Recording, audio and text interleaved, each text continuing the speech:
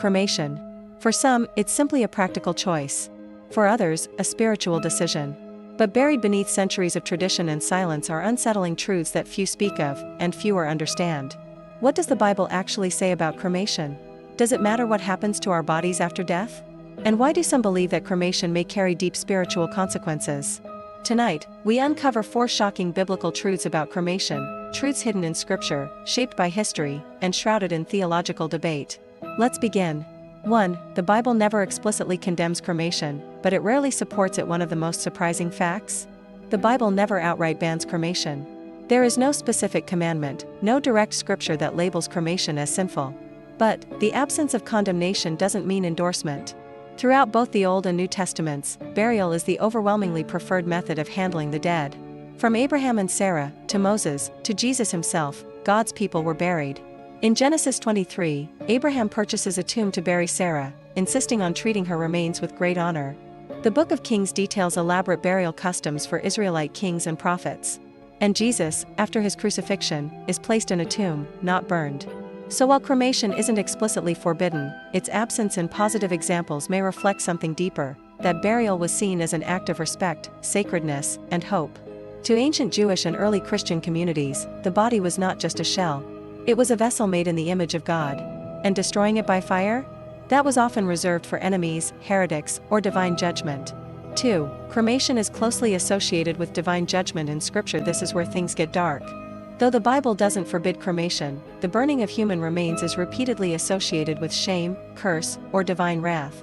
Take, for example, Joshua 7. A man named Achan disobeys God's command and steals forbidden treasure. As punishment, he is burned with fire, along with his family. In Amos 2 verse 1, God condemns Moab for burning the bones of the king of Edom, calling it a crime worthy of judgment. Fire in the Bible is a complex symbol. It can mean purification, or destruction. But when used on human remains, it almost always implies punishment, not honor. Even in the New Testament, fire is the imagery of hell. The lake of fire, in Revelation, where souls are cast, is not a place of healing.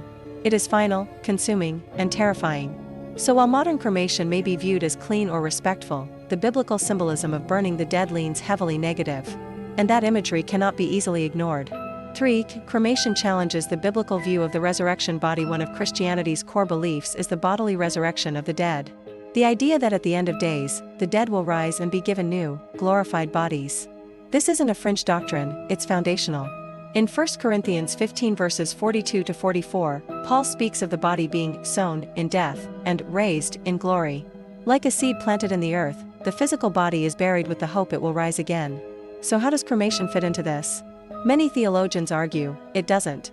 Cremation disrupts the symbolic act of burial, the laying down of a body as a seed awaiting resurrection. By burning the remains, some believe we erase the physical sign of that coming hope. Now, of course, God is not limited. The omnipotent Creator who formed Adam from dust can resurrect any form of remains, burned, drowned, lost to time. But the concern is not about God's power. It's about our posture. Cremation may symbolically reject the resurrection, as if saying the body no longer matters. And to the early church, this was deeply troubling. 4. Cremation's historical roots lie outside Judeo-Christian tradition. Perhaps the most shocking truth? Cremation has pagan origins. In ancient Rome and Greece, cremation was common among polytheistic societies. To many of them, the body was meaningless after death. The soul moved on, or dissipated. Fire was seen as a way to release the spirit. In contrast, early Christians and Jews believed in the sanctity of the body. They practiced burial, even during persecution. Christians would risk their lives to retrieve the bodies of martyrs, hiding them in catacombs for proper burial.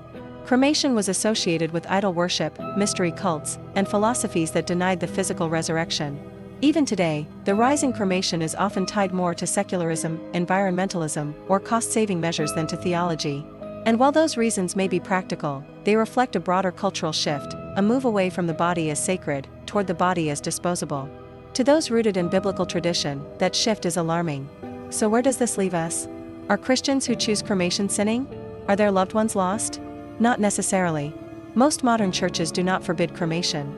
Even the Catholic Church, which once prohibited it, now allows it under certain conditions, as long as the practice does not deny the resurrection or treat the body with contempt. But these shocking truths remain. Cremation is largely absent from Scripture as a holy act. It is frequently tied to judgment, wrath, or shame. It may undermine the symbolic power of bodily resurrection, and its roots trace back to non-biblical, pagan worldviews. This doesn't mean cremation is evil, but it does mean we must approach it thoughtfully. Because for millennia, God's people treated the body with reverence, even in death. Not because they worshipped the body, but because they believed in what it pointed to: resurrection, renewal, return. In the end, the real question may not be whether cremation is right or wrong, but whether our treatment of the dead reflects our faith in the living God. Do we treat the body as holy soil, or as ash to scatter? Thanks for watching Shadow Files. If this story made you question what truths lie buried in silence, hit subscribe and step deeper into the dark. Until next time, keep your eyes open, and your mind in the shadows.